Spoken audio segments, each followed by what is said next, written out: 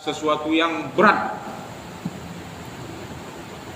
yang sangat sulit untuk dicapai begitu. Tetapi bagaimana sebenarnya ketentuan Islam atau hukum Islam tentang masalah imam, khususnya imam salat ini? Inilah yang mau kita lihat nanti.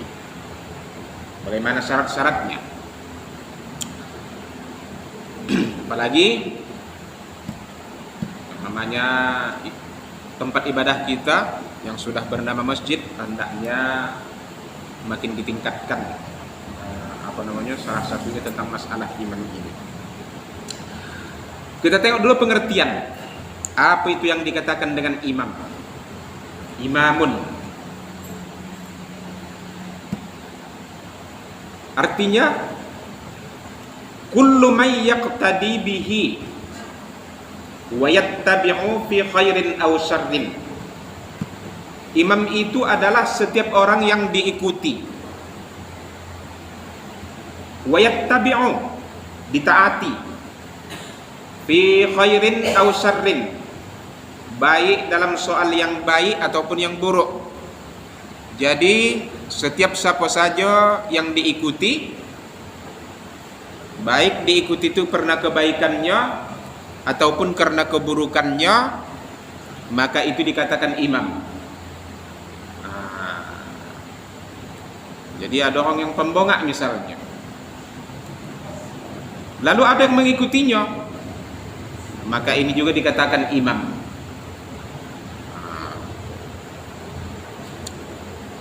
Jadi diikuti karena kebaikan atau diikuti karena ketidakbaikan, itu dikatakan imam. Tetapi mana masuk surga? Lainlah pula, tak setiap imam masuk surga, ya kan? Kalau diikuti karena kebaikannya, insya Allah dia akan masuk surga. Apa alasannya demikian? Karena kalau dilihat dalam ayat-ayat Al-Quran, penggunaan imam ini digunakan untuk kebaikan dan juga untuk orang yang diikuti karena ketidakbaikan, juga tetap penggunaannya dengan imam.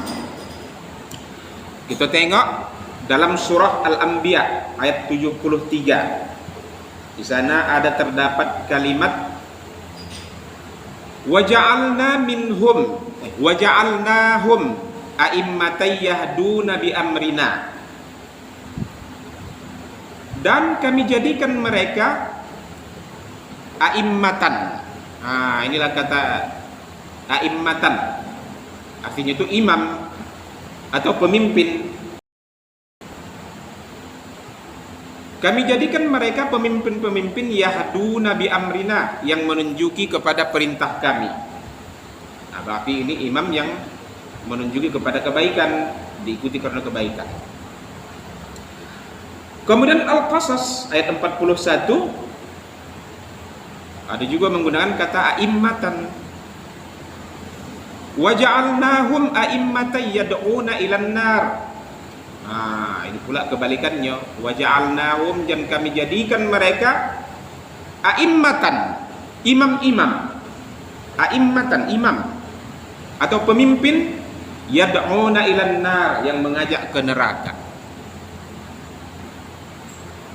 Adanya pemimpin yang mengajak ke neraka, ya kan? Kok ditengok ayat Al-Quran nih, Allah bilang kami jadikan mereka pemimpin yang mengajak ke neraka. Berarti ada juga pemimpin yang mengajak ke neraka.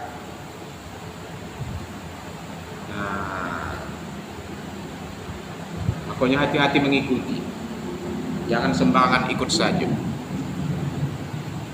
Karena iyalah, waktu di dunia ini bisalah saling tutup menutupi keburukan masing-masing, saling bisa tutupi, ya betul. Tapi kalau sudah di akhirat nanti, saling buka-membuka itu. Kau dulu datang ke kami kan, foto yang mengikuti.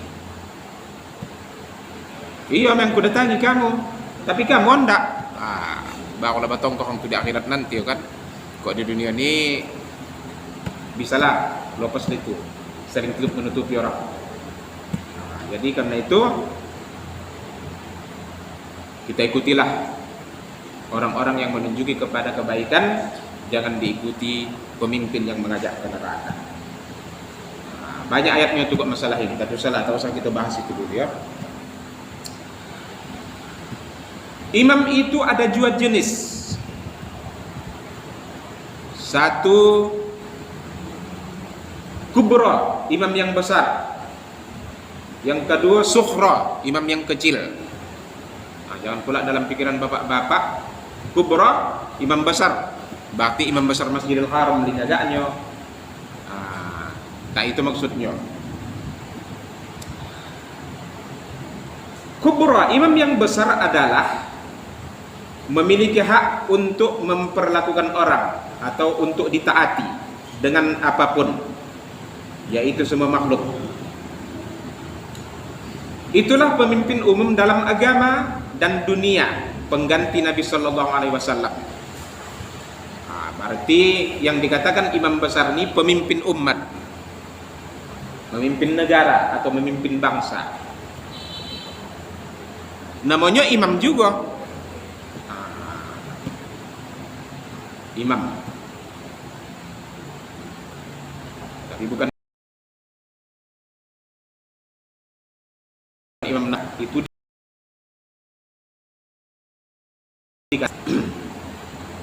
pokoknya ada kita jumpai dalam hadis ya kan, ada imam yang baik, juga ada imam yang tidak baik. Imam yang baik itu katanya nanti di akhirat akan mendapat naungan. Ada 7 golongan kan, kata hadis ada 7 golongan orang yang pada saat itu mendapat naungan dan tak ada naungan kecuali naungan Allah. Salah satunya disebutkan Nabi, imamun adilun, imam yang adil atau pemimpin yang adil. Jadi kalau pemimpin yang adil ini pulanya nanti di akhirat dapat naungan lagi. Tetapi ada juga imam yang disebutkan hadis jadi kawan setan atau menjadi penyebab agama lenyap karena dia ini tadi. Siapa dia? Imamun jairun, imam yang zalim. Jadi yang dikatakan imam yang besar itu adalah pemimpin bangsa atau pemimpin negara. Itu namanya imam. Tapi imam al-kubra, imam yang besar. Kemudian ada namanya imam sughra, imam yang kecil, yaitu imam dalam sholat. Jadi imam dalam sholat ini namanya imam yang kecil. Jadi walaupun masjidnya bosak, macam masjid Madinah misalnya atau Masjidil Haram, imam sholat di sana tetap dikatakan imamnya kecil, tidak imam bosak. Sungkat nama pemimpin bangsa dia baru dikatakan imam yang bosak.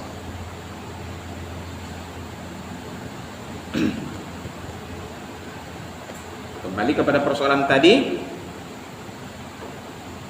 menunjuk imam adalah sebuah kewajiban syar'i.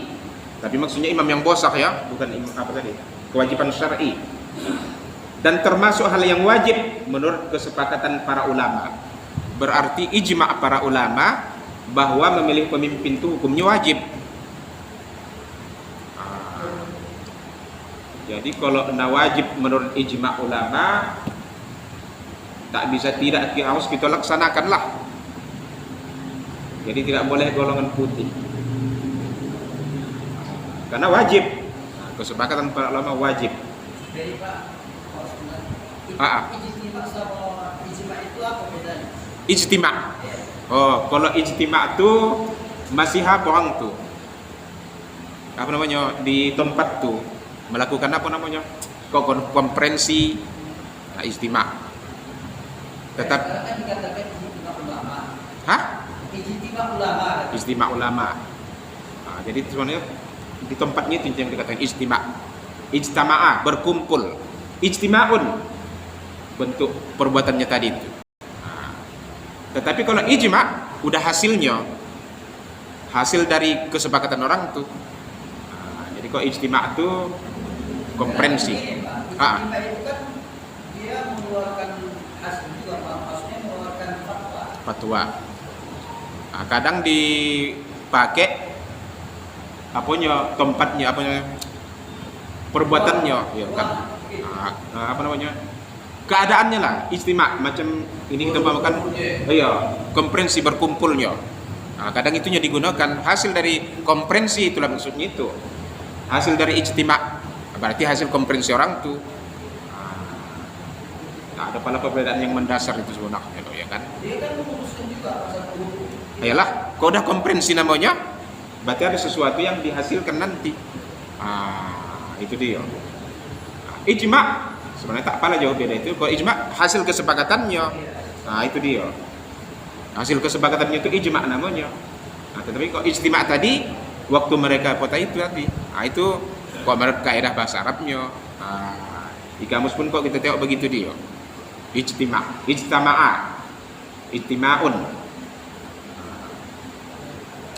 Jadi menurut kesepakatan ulama atau ijma, berarti ijma ini harus dilakukan. Kalau ijma namanya. Tetapi kalau hanya satu tadi mengatakan, satu tidak, berarti dia tuh belum tentu wajib. Tetapi kalau sudah ijma, berarti wajib memilih pemimpin. Kewajiban syar'i termasuk hal yang wajib.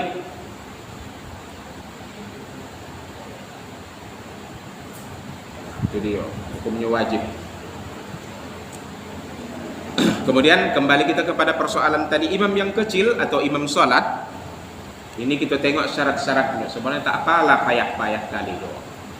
Janganlah kita menganggap kalau jadi imam itu jadi suatu beban. Tak apalah begitu enggak. Karena kalau kita tengok syarat-syaratnya nanti tak apalah berat. Tinggal lagi maulah pula namanya. Kalau tak mau pula, nasi yang udah di hadapan pun tak bisa naik ke mulut itu doh. Namanya udah tak mau, kan? Syarat imam tuh Islam.